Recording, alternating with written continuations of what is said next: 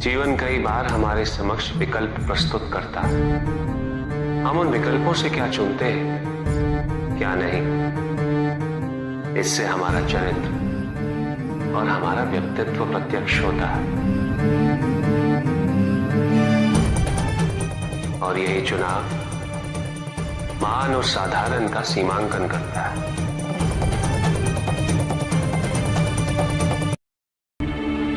किसी के उत्थान का आधार नहीं बन सकता। उत्थान तो व्यक्तिगत होता, आंतरिक होता। जब किसी समाज में प्रत्येक व्यक्ति इस आंतरिक उत्थान के लिए अग्रसर, तभी समाज में परिवर्तन वास्तविक रूप से संभव है। किसी को यह दुख है कि उसके पास कुछ भी नहीं, और जिसके पास सब कुछ, उसे ये दुख है कि पाने को कुछ शेष नहीं। सुख को हम स्वयं अपने दृष्टिकोण से परिभाषित कर देते हैं, जबकि वास्तविकता इससे भिन्न है।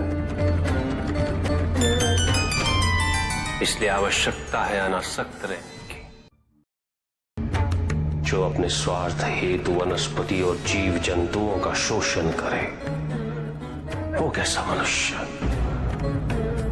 जो तुम कर रहे हो वो प्रकृति पर अत्याचार है, और अत्याचारी सदैव अत्याचारी ही होता है। अपनी प्राकृतिक संपदा की रक्षा करना प्रत्येक मनुष्य का उत्तरदायित्व है।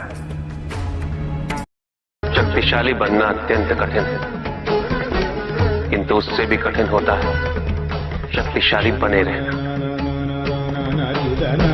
और इसके लिए आवश्यक है कि हम शक्तियों से प्राप्त हुए उत्तरदायित्व का सम्मान करें।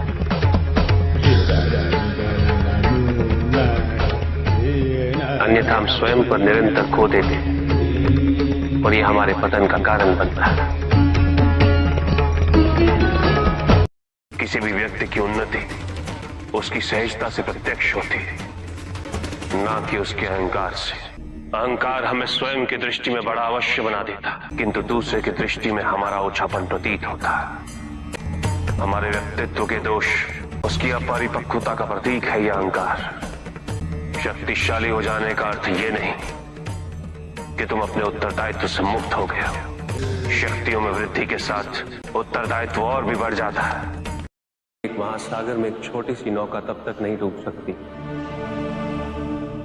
जब तक महासागर का जल उसमें भर नहीं जाता।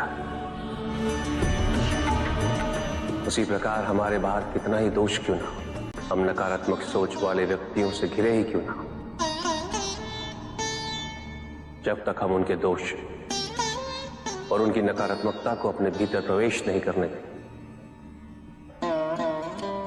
हमें कोई भी डुबा नहीं सकता। यदि हम अपनी अपेक्षाओं पर नियंत्रण पा लें, किसी और के सुख से अपने सुख की तुलना ना करें, तो हम किसी भी परिस्थिति में सुखी रह सकते हैं। संसार में सबसे शक्तिशाली अस्त्र है प्रेम, धैर्य, करुणा, क्षमा। किंतु ये आज का ही सत्य नहीं, ये सत्य शाश्वत है। धनी व्यक्ति के पास जो भी अतिरिक्त धन होता है वो उसे दान करना चाहिए,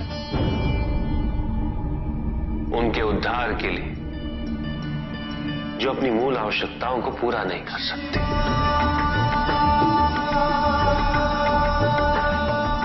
ऐसा करने से संसार में समानता होगी, द्वेष नहीं होगा, सद्भावना बनी रहेगी।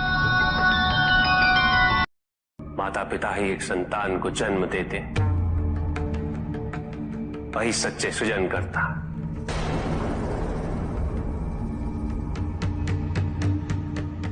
जो अपने माता पिता की निस्वार्थ सेवा करे, जो सच्चे मन से उनकी श्रद्धा रखता,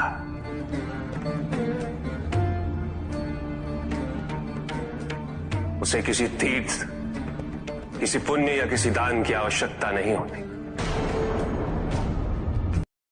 ये रहस्य नहीं कि प्रत्येक एक आत्मा मुक्ति की इच्छुक होती है।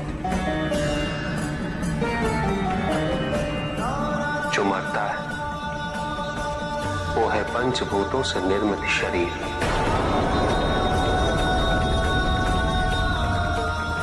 किंतु आत्मा तो अजर है,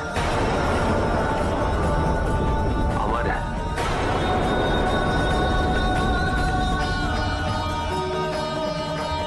जिसकी यात्रा मोक्ष पर संपूर्ण होगी। आत्मज्ञान का अमृत प्राप्त करने हेतु हलाहल समान कष्ट व पीड़ा को सहना अनिवार्य है।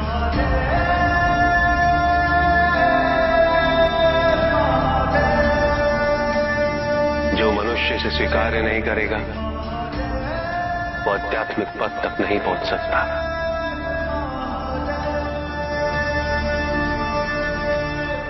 इसे स्वीकार्य किए बिना मनुष्य आध्यात्म पथ पर कभी सफल नहीं हो सकता।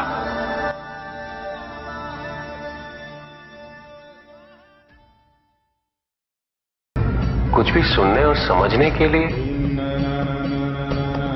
मन का मौन रहना आवश्यक है, किंतु मन मौन रहना नहीं जानता। वो तो निरंतर कुछ ना कुछ कहता रहता, प्रतिपद शब्दों का आक्रमण चलता रहता है मन पर, और यही आक्रमण है जिसके कारण व्यक्ति कभी भी शब्दों के परे नहीं जा पाता।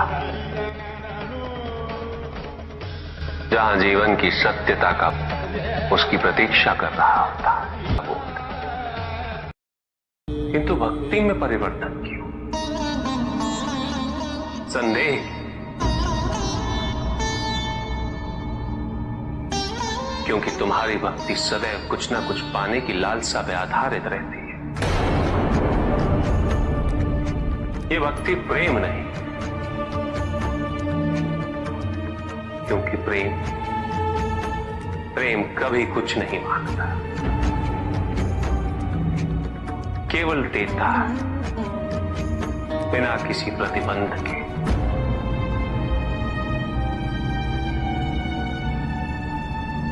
और वही प्रेम को परिपूर्ण भी करता है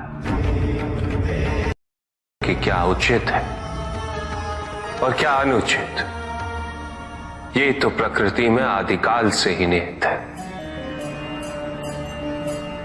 ये नियम तो केवल सृष्टि के नियम है,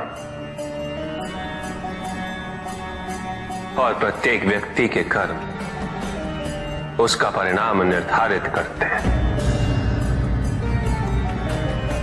व्यक्ति के अपने कर्म उसके उत्थान या उसके पतन के निर्णायक होते हैं। सुख आंतरिक होता है, संतोष आंतरिक होता है। उन्हें बाहरी तत्वों से रेखांकित और परिभाषित नहीं किया जा सकता, आकार से नहीं पाया जा सकता। आकार के आधार पर केवल अहंकार ही उत्पन्न होता है, क्योंकि आकार से तुलना करने का संदर्भ प्राप्त हो जाता है। यदि तुम्हारा आकार छोटा है तो तुमसे भी छोटा कोई ना कोई अवश्य होगा, और यदि उसी प्रकार तुम विशाल हो तो तुमसे भी विशाल इस संसार में कोई ना कोई अवश्य होगा। इसीलिए शरीर या आकार की तुलना करना कभी भी शाश्वत सुख का आधार नहीं बन सकता। एक संतान तो परमात्मा का ही अंश होती है, इसलिए पुत्र और पुत्री में भेद करना उचित नहीं। किंतु तब भी कुछ व्यक्ति ऐसी मूर्खता कर बैठते क्योंकि वो कन्या की महिमा से अपरिचित है, क्योंकि वो ये समझ ही नहीं पाते कि कन्या का सम्मान करना प्रत्येक व्यक्ति का धर्म है, क्योंकि कन्या जीवनदायिनी है, वो जननी है, और जननी तो केवल सत्कार के योग्य होती है, उपेक्षा की नहीं, उसका तिरस्कार नहीं किया जाता। ना ही स्वर्ग नर्क का उत्थान है और ना ही नर्क स्वर्ग का पतन।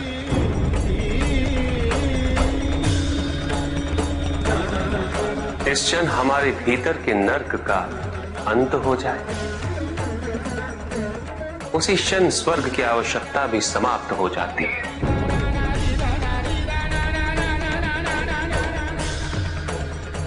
क्योंकि स्वर्ग तो केवल नर्क के कष्ट भोगने वाले का स्वप्न है, अभिलाषा है।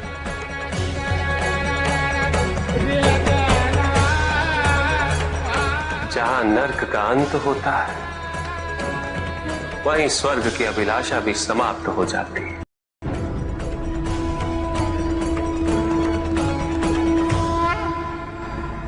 और जहां स्वर्ग और नर्क का भेद ही मिट जाए, वही अवस्था मुक्ति,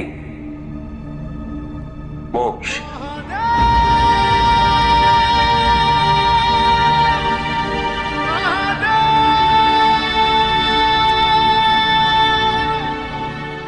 मैं वो हूं जो नहीं है,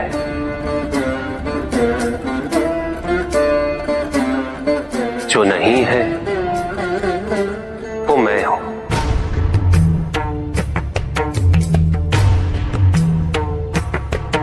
चिरकाल तक सभी को यह स्मरण रहे,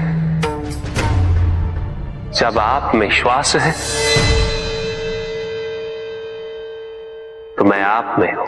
देव देव महादेव शिवा, देव देव। और जिस क्षण आप में श्वास नहीं,